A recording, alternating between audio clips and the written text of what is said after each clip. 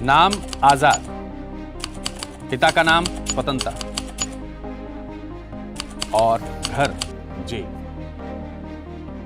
क्या आप सोच सकते हैं, आज से लगभग 100 साल पहले कोई 15 साल का लड़का भरी अदालत में ब्रिटिश हुकूमत के मजिस्ट्रेट की आंखों में आंखें डालकर बिना डरे पूरे अभिमान के साथ ऐसा जवाब दे सकता है?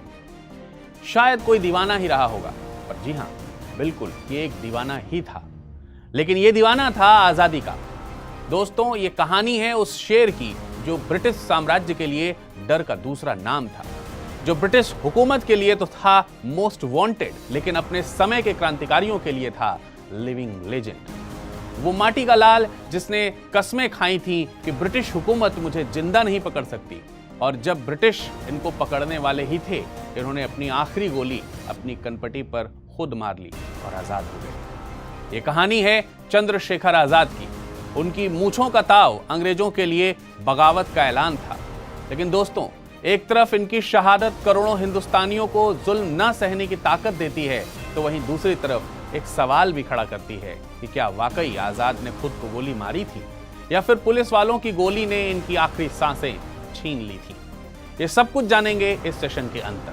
बहरहाल, मैं अपने उन व्यूअर्स को बता दूं जो यूपीएससी की सिविल सेवा की परीक्षा की तैयारी कर रहे हैं, उनके लिए यह टॉपिक प्रारंभिक परीक्षा में भारत के स्वतंत्रता संघर्ष के अंतर्गत क्रांतिकारी आंदोलन से तो संबंधित है ही, साथ ही मुख्य परीक्षा के दृष्टिकोण से सामान्य अध्ययन प्रथम प्रश्न पत्र में क्रांतिकारी आंदोलन एवं संगठन से भी संबंधित है।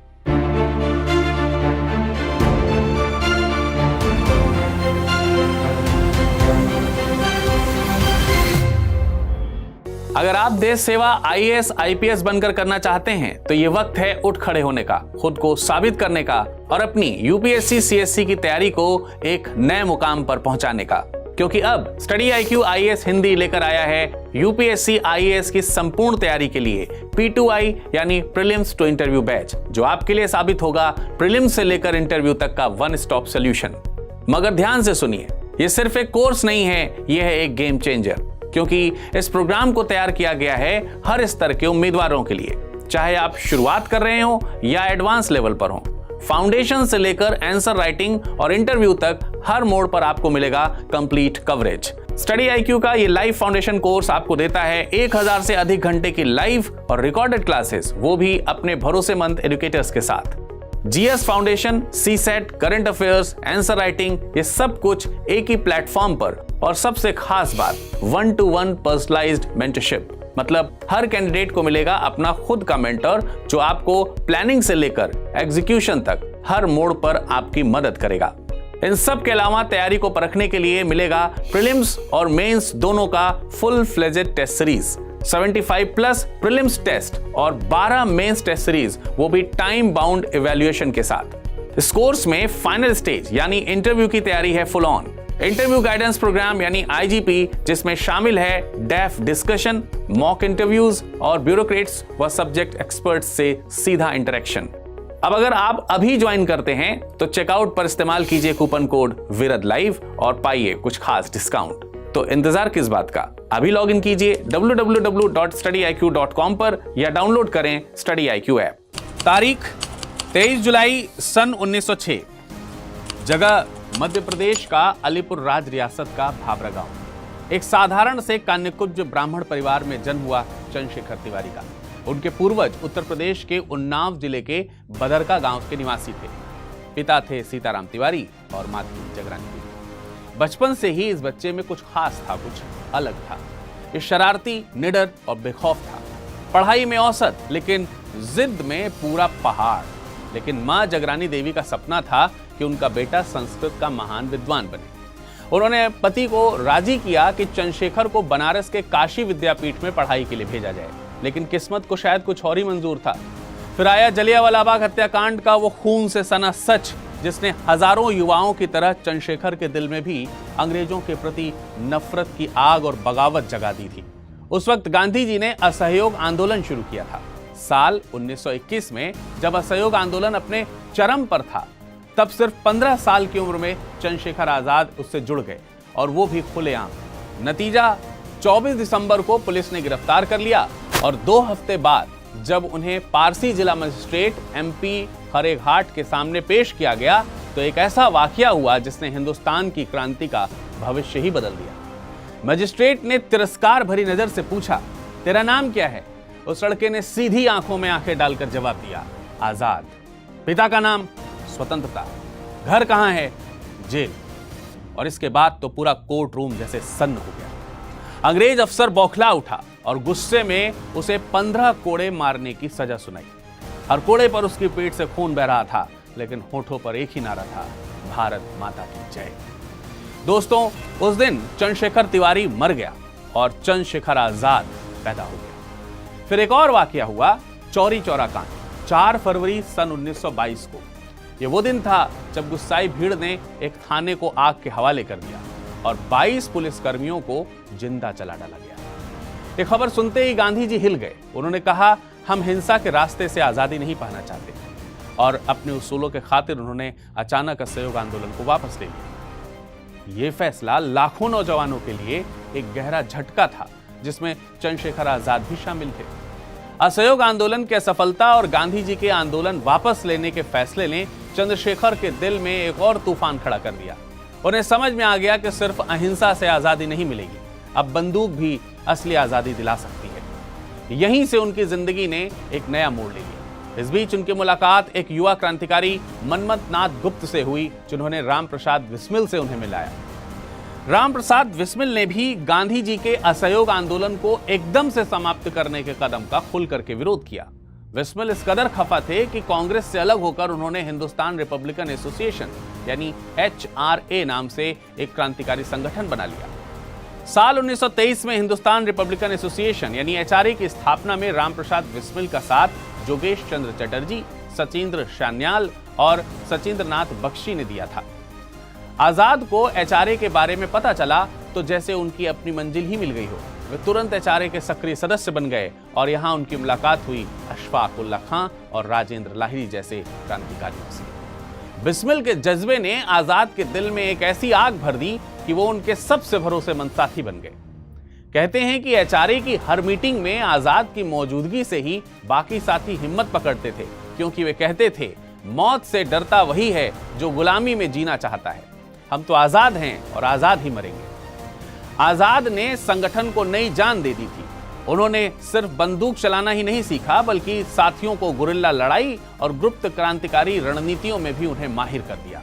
आजाद ने हिंदुस्तान रिपब्लिकन एसोसिएशन संगठन के लिए धन जुटाने का भी काम शुरू किया, और यह पैसा साधारण दान से नहीं बल्कि सरकारी खजानों की लूट से आता था, क्योंकि आजाद के लिए हर सरकारी रुपया अंग्रेजों के द्वारा भारतीयों का खून चूसकर कमाया गया पैसा था, और उसे लूटना एक देशभक्ति का काम था।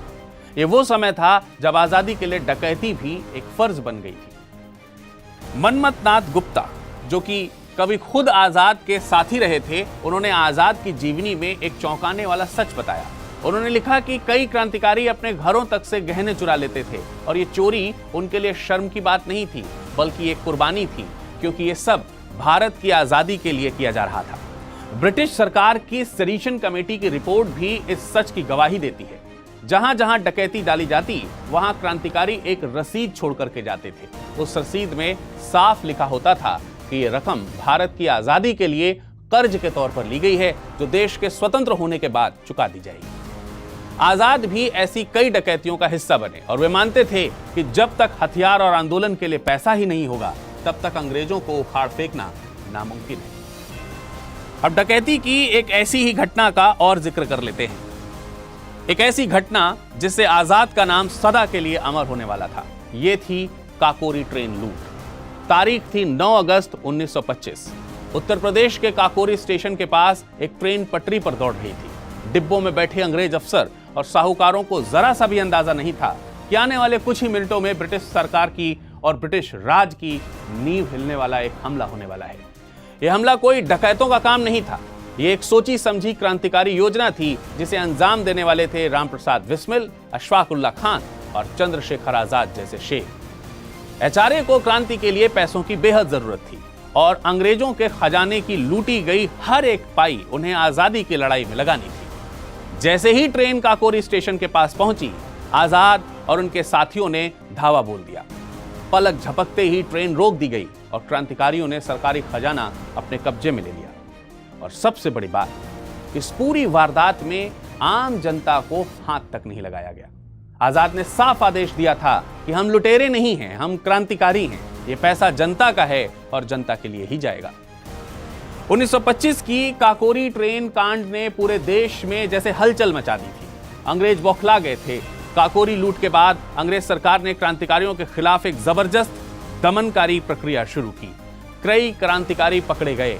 राजेंद्र लाहिरी को गोवा जेल में, रोशन सिंह को इलाहाबाद जेल में, राम प्रसाद बिस्मिल को गोरखपुर जेल में और अशफाकुल्ला खान को फैजाबाद जेल में फांसी दे दी गई। सचिंद्र सान्याल और सचिंद्र बख्शी को काला पानी की सजा हुई। इस लूट कांड में अभियुक्तों की संख्या 20 से 25 और लूट की रकम 4,601 रुपया, 15 आने और 6 पाई दर्ज की गई। खैर, इस दबिश में चंद्रशेखर आजाद, केशव चक्रवर्ती और मुरारीलाल गुप्ता अंग्रेजों के हाथों से बच निकलने में कामयाब रहे। वो हर बार पुलिस को चकमा देकर बच निकलते थे। काकोरी कांड के बाद चंद्रशेखर आजाद का नाम हर अंग्रेज की जुबान पर था। आजाद क्रांतिकारियों के बीच एक लिविंग लीजेंड बन चुके थे और अंग्रेजों के लिए आजाद बन गए थे मोस्ट वांटेड। अपने साथियों की फांसी से आजाद दुखी तो हुए, लेकिन आजाद इसके बजाय और भी ज्यादा मजबूत हो गए। उन्होंने कसम खाई कि बिस्मिल और उनके साथियों का सपना अधूरा नहीं रहेगा। और इसी दौरान में उनकी मुलाकात हुई एक ऐसे नौजवान से जिसकी आंखों में वही आग जल रही थी, और ये कोई और नहीं थे, ये थे भगत सिंह। इसके बाद शुरू हुई एक ऐसी जोड़ी जिसने ब्रिटिश राज की नींव हिला दी। साल 1928 में भगत सिंह, शिव वर्मा और महावीर सिंह जैसे नए साथियों के साथ मिलकर उन्होंने गुप्त रूप से हिंदुस्तान रिपब्लिकन एसोसिएशन का पुनर्गठन किया। इसे 8 से 9 दिसंबर को हिंदुस्तान रिपब्लिकन सोशलिस्ट नाम देकर हिंदुस्तान सोशलिस्ट रिपब्लिकन एसोसिएशन नाम दे दिया गया। अब इसका मकसद सिर्फ आजादी नहीं बल्कि एक समाजवादी और न्यायपूर्ण भारत को बनाना था। भगत सिंह और आजाद की ये जोड़ी ब्रिटिश हुकूमत के लिए खौफ का दूसरा नाम बन गई। एक तरफ भगत सिंह की सोच और कलम लोगों के दिलों में आग भरती थी, तो दूसरी तरफ आजाद की बंदूक और साहस ब्रिटिशर्स को नींद नहीं आने देता था। इसी समय भारत में संवैधानिक सुधार के लिए आया साइमन कमीशन। इसमें कोई भी हिंदुस्तानी नहीं था और इसी आयोग को लिखनी थी हिंदुस्तान की किस्मत। देश भर में साइमन गो बैक के नारे लगाए गए। साल था 1928। लाला लाजपत राय साइमन कमीशन के खिलाफ लाहौर में प्रदर्शन कर रहे थे। अंग्रेज पुलिस ने भीड़ पर बर्बरतापूर्वक लाठियां बरसाईं और लाला जी बुरी तरीके से घायल हो गए। कुछ दिनों बाद उनकी मौत हो गई। इस घटना ने आजाद और भगत सिंह के दिल में आग की ज्वाला भर दी। भगत सिंह ने कहा, लाला जी की मौत का बदला हम जरूर लेंगे। फिर 17 दिसंबर सन 1928 को लाहौर पुलिस सुपरिटेंडेंट स्कॉट को मारने की योजना बनाई गई, लेकिन गलती से पुलिस अफसर जेपी सैंडर्स निशाने पर आ गया। भगत सिंह और राजगुरु ने गोलियां चलाईं और जैसे ही सैंडर्स गिरा, आजाद ने पीछे से कवर फायर करते हुए दोनों को वहां से निकलवा दिया। पूरी योजना में आजाद की भूमिका सबसे खतरनाक थी। उन्होंने गोलियों की बौछार के बीच खड़े होकर साथियों की रक्षा की थी। उनके साहस ने ही भगत सिंह और राजगुरु को भागने का मौका दिया। सैंडर्स की मौत की खबर पूरे ब्रिटिश राज में भूकंप की तरह फैल गई। अंग्रेजों ने इसे लाहौर साजिश केस का नाम दिया और HSRA के सभी साथियों को और सभी सदस्यों को पकड़ने के लिए बड़े पैमाने पर कार्रवाई की शुरुआत कर दी। कई साथी गिरफ्तार भी हुए। भगत सिंह भी फंस गए, लेकिन चंद्रशेखर आजाद, वो तो धरती के सबसे बड़े रहस्य बन चुके हैं। पुलिस लाख कोशिशें करती रही, पर वो हर बार हवा की तरह गायब हो जाते थे। लेकिन भाग्य ने भी आजाद को हमेशा छुपने का मौका नहीं दिया और फिर आई वो घड़ी जब अल्फ्रेड पार्क की आखिरी लड़ाई ने उन्हें अमर बना दिया। 27 फरवरी सन 1931, तत्कालीन इलाहाबाद का अल्फ्रेड पार्क। सुबह की हल्की धूप थी। आजाद एक साथी से मुलाकात करने आए थे, लेकिन किस्मत को शायद कुछ और ही मंजूर था। एक गद्दार वीरभद्र तिवारी ने पुलिस को खबर कर दी कि चंद्रशेखर आजाद अपने साथी सुखदेव राज के साथ पार्क में आए हैं। इस खबर के बाद पुलिस अधीक्षक JRH नॉट बोवर ने फौरन पुलिस दस्ते को कहा कि पार्क को घेर लो। कुछ ही मिनटों में पार्क चारों ओर से पुलिस वालों और राइफलों से भर गया। DSP ठाकुर विश्वेश्वर सिंह ने हमला बोल दिया और गोलियों की बौछार शुरू हो गई। बोवर ने पेड़ की आड़ लेकर चंद्रशेखर आजाद पर गोली चलाई, जो उनकी जांघ को चीर कर निकल गई। दूसरी गोली विश्वेश्वर सिंह ने चलाई, जो उनकी दाहिनी बाह में लगी। घायल होने के बाद आजाद लगातार वहां बाएं हाथ से गोलियां बरसाते रहे। पुलिस अफसर चिल्ला रहे थे, जिंदा पकड़ो, जिंदा, जिंदा चाहिए। लेकिन आजाद कौन थे? वो तो आजादी के दीवाने थे जिनने कसम खाई थी कि ब्रिटिश हुकूमत मुझे जिंदा तो बिल्कुल नहीं पकड़ सकती। उन्होंने जवाबी फायरिंग में 3 पुलिस वालों को मौत के घाट उतार दिया। गोलाबारी के बीच वो बुरी तरीके से घायल हो चुके थे, लेकिन अपने साथी को बचाना भी जरूरी था। उन्होंने सुखदेव राज से कहा कि राज, तुम तुरंत निकल जाओ, तुमको जिंदा रहना है ताकि ये लड़ाई जारी रहे। और फिर उन्होंने अपनी आखिरी सांस में भी कवर फायर देकर राज को सुरक्षित निकलने का मौका दिया।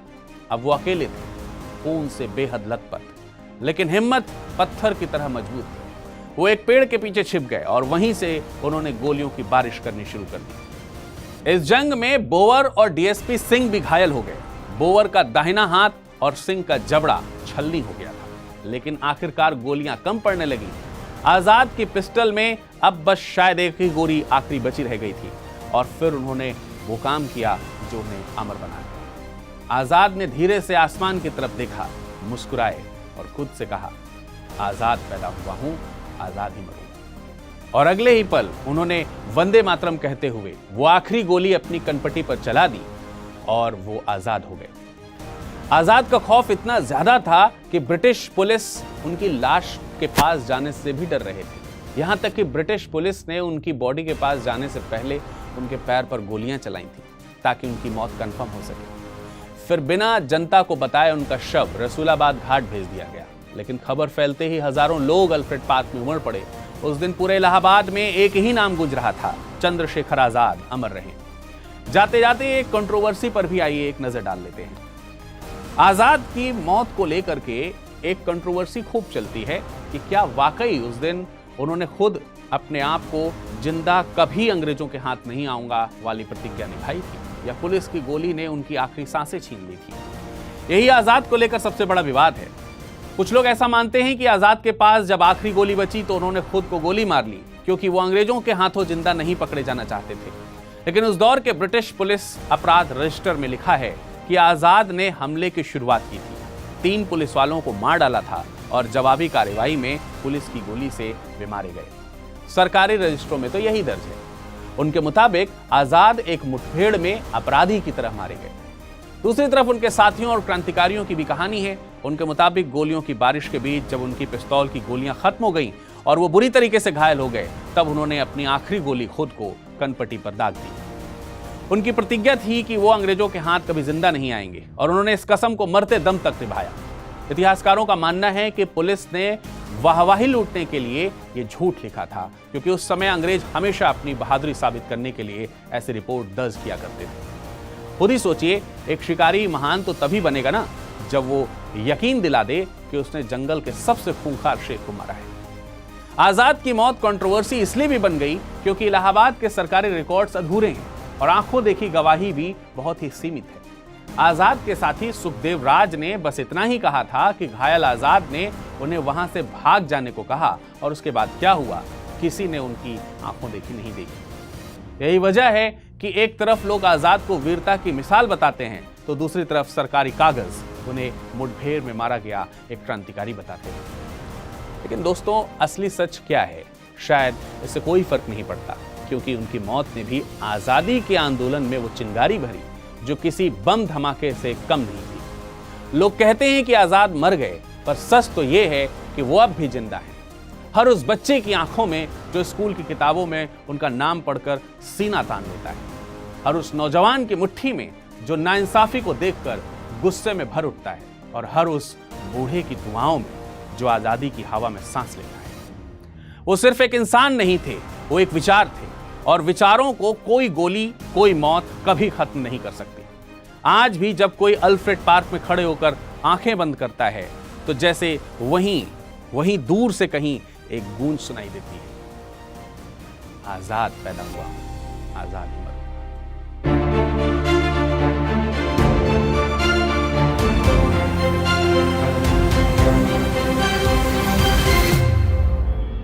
अगर आप देश सेवा आईएएस आईपीएस बनकर करना चाहते हैं तो ये वक्त है उठ खड़े होने का, खुद को साबित करने का और अपनी यूपीएससी सीएससी की तैयारी को एक नए मुकाम पर पहुंचाने का। क्योंकि अब स्टडी आईक्यू आईएएस हिंदी लेकर आया है यूपीएससी आईएएस की संपूर्ण तैयारी के लिए P2I यानी प्रीलिम्स टू इंटरव्यू बैच, जो आपके लिए साबित होगा प्रीलिम्स से लेकर इंटरव्यू तक का वन स्टॉप सॉल्यूशन। मगर ध्यान से सुनिए, ये सिर्फ एक कोर्स नहीं है, यह है एक गेम चेंजर, क्योंकि इस प्रोग्राम को तैयार किया गया है हर स्तर के उम्मीदवारों के लिए, चाहे आप शुरुआत कर रहे हो या एडवांस लेवल पर हो। फाउंडेशन से लेकर आंसर राइटिंग और इंटरव्यू तक हर मोड़ पर आपको मिलेगा कंप्लीट कवरेज। स्टडी IQ का ये लाइव फाउंडेशन कोर्स आपको देता है 1000 से अधिक घंटे की लाइव और रिकॉर्डेड क्लासेस, वो भी अपने भरोसेमंद एजुकेटर्स के साथ। GS foundation, CSET, current affairs, answer writing, ये सब कुछ एक ही प्लेटफॉर्म पर, और सबसे खास बात 1-to-1 पर्सनलाइज्ड मेंटरशिप। मतलब हर कैंडिडेट को मिलेगा अपना खुद का मेंटर, जो आपको प्लानिंग से लेकर एग्जीक्यूशन तक हर मोड़ पर आपकी मदद करेगा। इन सब के अलावा तैयारी को परखने के लिए मिलेगा प्रीलिम्स और मेंस दोनों का full fledged test series, 75+ prelims test और 12 मेंस टेस्ट सीरीज, वो भी टाइम बाउंड इवैल्यूएशन के साथ। इस कोर्स में फाइनल स्टेज यानी इंटरव्यू की तैयारी है full on. Interview guidance program यानी IGP, जिसमें शामिल है डेफ डिस्कशन, मॉक इंटरव्यूज और ब्यूरोक्रेट्स व सब्जेक्ट एक्सपर्ट्स से सीधा इंटरेक्शन।